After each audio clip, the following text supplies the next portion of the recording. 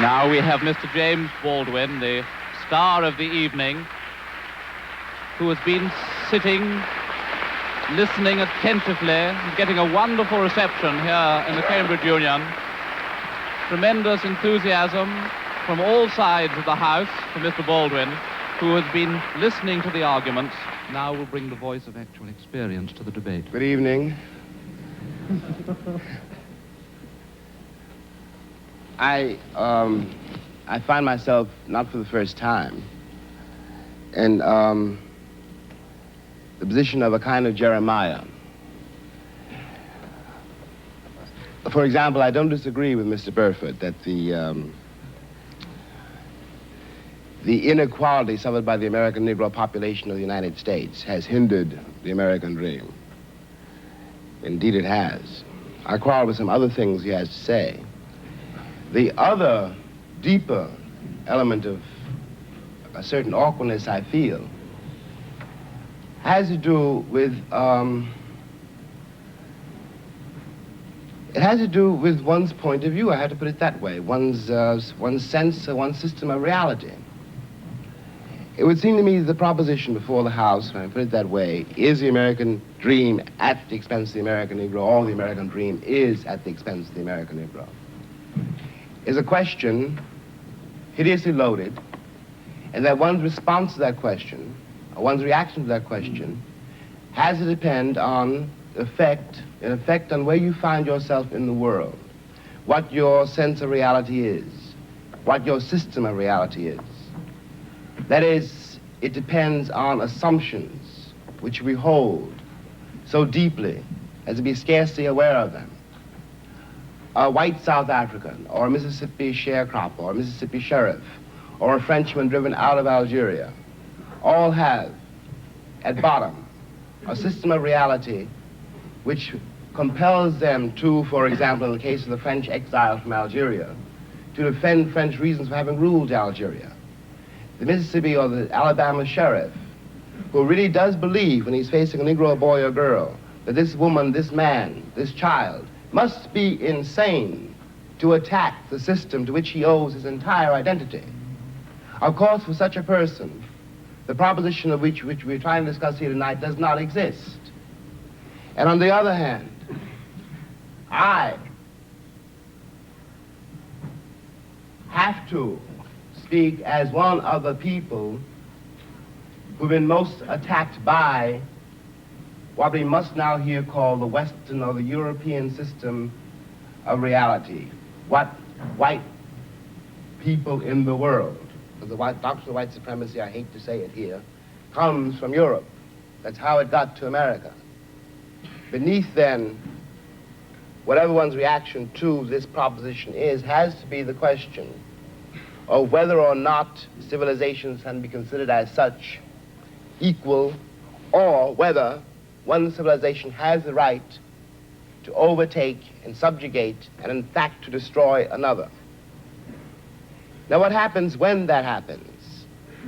Leaving aside all the physical facts which one can quote, leaving aside rape or murder, leaving aside the bloody catalog of oppression, which we are in one way too familiar with already, what this does to the subjugated, the most private, the most serious thing this does to the subjugated, is to destroy his sense of reality. It destroys, for example, his father's authority over him. His father can no longer tell him anything because the past has disappeared, and his father has no power in the world. This means, in the case of an American Negro, born in that glittering republic, and in the moment you are born, since you don't know any better, every stick and stone and every face is white, and since you have not yet seen a mirror, you suppose that you are too. It comes as a great shock around the age of 5 or 6 or 7 to discover that the flag to which you have pledged allegiance, along with everybody else, has not pledged allegiance to you. It comes as a great shock to discover that Gary Cooper killing off the Indians when you were rooting for Gary Cooper, that the Indians were you. It comes as a great shock to discover that the country, which is your birthplace, and to which you owe your life, and your identity has not in its whole system of reality evolved any place for you. The disaffection, the demoralization, and the gap between one person and another, only on the basis of the color of their skins, begins there and accelerates throughout a whole lifetime, so that presently you realize you're 30 and are having a terrible time managing to trust your countrymen. By the time you are 30, you have been through a certain kind of mill. And the most serious effect of the mill you've been through is again not the catalog of disaster. The policemen, the taxi drivers, the waiters, the landlady, the landlord, the banks, the insurance companies, the millions of details, 24 hours of every day, which spell out to you that you are a worthless human being. It is not that. It's by that time you've begun to see it happening in your daughter or your son or your niece or your nephew. You are 30 by now, and nothing you have done has helped you to escape the trap. But what is worse than that is that nothing you have done, and as far as you can tell, nothing you can do, will save your son or your daughter from meeting the same disaster and not impossibly coming to the same end. Now, we're speaking about expense. I suppose there are several ways to address oneself to some attempt to define what that word means here. Let me put it this way, that from a very literal point of view, the harbors and the ports and the railroads of the country, the economy, especially of the southern states, could not conceivably be what it has become if they had not had, and do not still have indeed, and for so long, so many generations, cheap labor. I am stating very seriously, and this is not an overstatement, that I picked the cotton, and I carried it to market, and I built the railroads under someone else's whip for nothing. For nothing.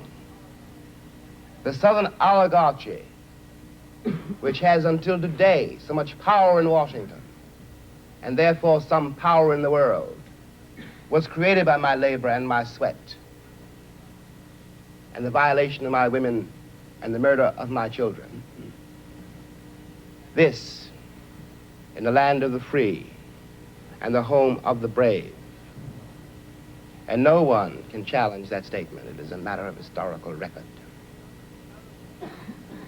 In another way, this dream, and we'll get to the dream in a moment, is at the expense of the American Negro. You watch this in the Deep South in great relief, but not only in the Deep South. In the Deep South, you are dealing with a sheriff or a landlord or a landlady or the girl at the Western Union desk. And she doesn't know